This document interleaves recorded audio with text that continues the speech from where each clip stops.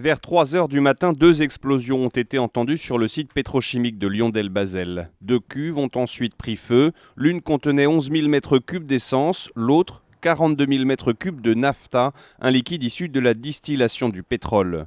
L'incendie a dégagé une épaisse fumée noire visible à plusieurs kilomètres. Impressionnant, mais pas dangereux pour la population selon la préfecture. Il s'agit simplement de dioxyde de carbone ou de monoxyde de carbone et il n'y a donc pas de risque avéré pour la santé. Il n'y a pas de confinement évidemment des personnes dans les habitations.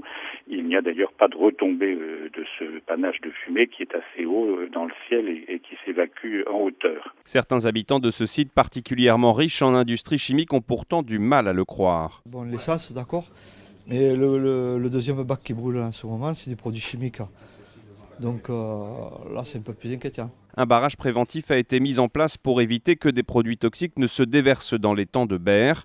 L'incendie n'a fait aucun blessé. Toutes les pistes sont étudiées, même si un élément troublant pourrait faire penser à un acte volontaire. Ce qui est un petit peu curieux, c'est effectivement qu'il s'agit de 2 cuves assez éloignées l'une de l'autre, d'environ 500 mètres de distance l'une de l'autre. C'est cette coïncidence qui est étonnante, mais voilà, pour le moment, les causes ne sont pas encore connues. Lion-d'El-Bazel avait annoncé en septembre 2011 un projet de fermeture du site, mais dans l'espoir de trouver un repreneur, l'usine était depuis entretenue par une vingtaine de salariés pour pouvoir être redémarrée si besoin.